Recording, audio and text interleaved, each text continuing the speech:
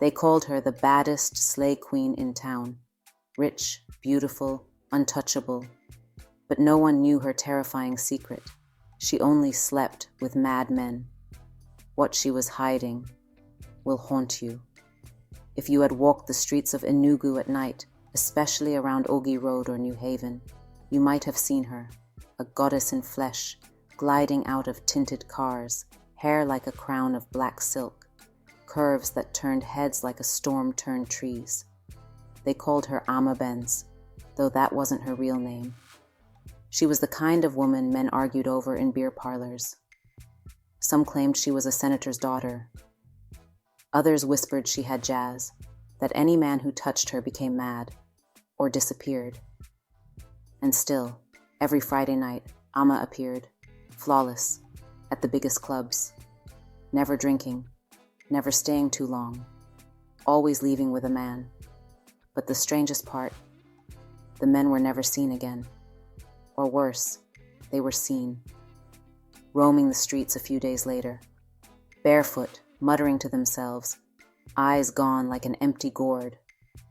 People began to talk. She's only sleeping with mad men. Number she's making them mad.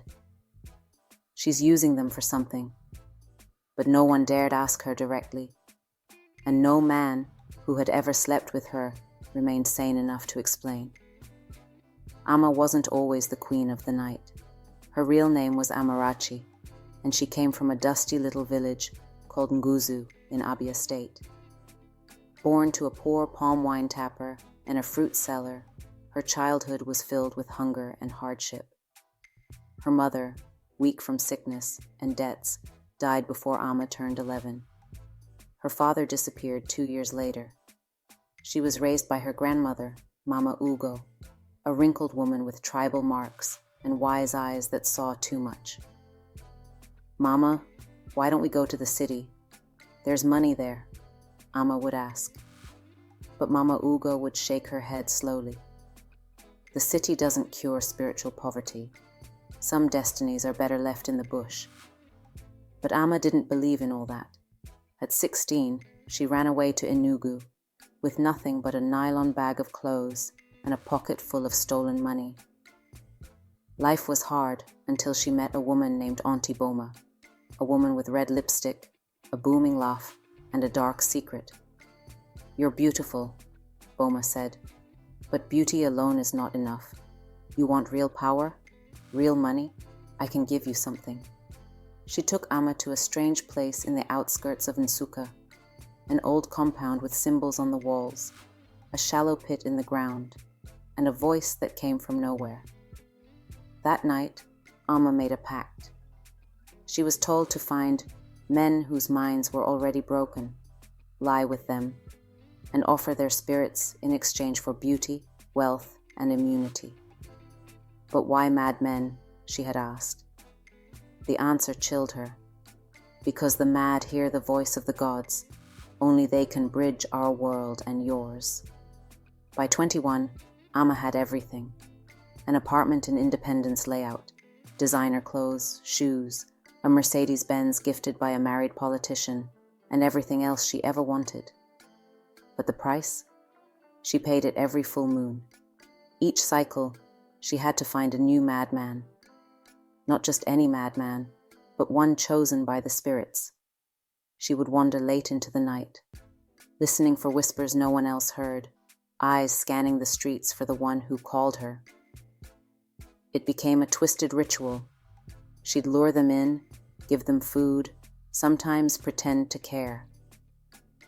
Then, under candlelight and incantation, she'd sleep with them, binding their half-broken minds into a curse that only she could use. She couldn't stop, because if she ever missed one moon cycle, her beauty would rot, her fortune would reverse, her real face would be revealed. One day, Ama returned home from a photo shoot and found someone waiting at her door. It was an old woman in a faded wrapper, barefoot, eyes full of tears. It was Mama Ugo. "Amarachi," she whispered, "my eyes have seen what you've become. You have broken the covenant of blood. Amma stiffened. How did you find me? The spirits brought me. You must return to Nguzu. You are in danger. But Amma laughed bitterly. Danger? Mama, I am the danger. Look at me. Do I look cursed? Mama Ugo reached into her wrapper and pulled out a small black calabash. She opened it, revealing a mirror. Look. Amma looked and screamed. For a brief moment, her reflection flickered. Not the slay queen with glowing skin and perfect teeth, but a gaunt, decaying figure with bleeding eyes. Mama, what's happening? You are not beautiful, Amarachi. You are only wearing the souls of broken men. Amma slammed the door on Mama Ugo. She cried that night. Ugly, painful sobs that racked her chest. But by morning, her makeup was perfect again. Her social media followers were rising, and she convinced herself it was all just a dream. Until the next full moon. She went out as usual, dressed in red silk, perfume laced with seduction, and the hidden chant on her lips. But this time, no madman called her. She walked the city for hours. Nothing, not even the usual ones near the dump site or roundabout. She felt cold inside, like something had shifted. By the third night, her face began to itch, then peel. She scratched until blood came. Her reflection in the mirror warped. Her eyes looked hollow. Her beauty, her greatest weapon, was fading. Panicked, she returned to the shrine near Nsuka, but the compound was gone. The priestess, missing. Only a voice in the wind spoke. You must complete the chain. 7 vessels, 1 moon cycle. If you miss one, the others wake.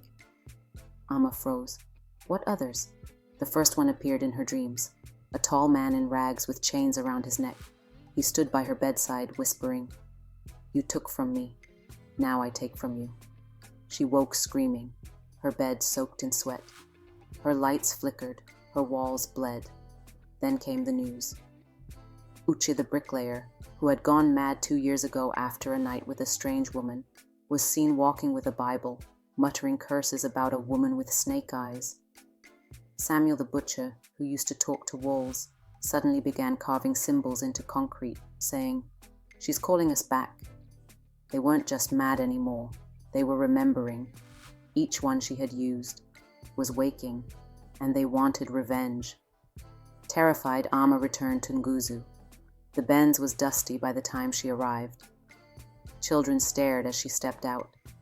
She wore designer shoes on clay roads. Mama Ugo was waiting at the doorstep. You have returned, she said, not with joy, but sadness. Amma fell to her knees. Mama, please, help me. They're coming for me. The old woman shook her head. You cannot undo what you fed, but you can face it. There is only one way now, to complete the binding with the 7th vessel. Only then can the others rest. Who is the 7th? Mama Ugo pointed to the forest. The madman with no name. He's the only one who sees your soul. He was already waiting when she arrived at the clearing, barefoot, drenched in palm oil, face painted with ash. He had never spoken a word, but his eyes, those eyes, burned through her. He had always been there, watching. Amma stepped forward, trembling. I need you. Just one night, please. He looked at her, then smiled. Do you know who I am? She blinked. I am the curse your grandmother ran from. I am your bloodline's debt. And then she knew. He wasn't just another madman. He was Dyke, her great-grandmother's twin, the original vessel. He had been cursed a century ago after her ancestor sacrificed his mind in a deal for beauty.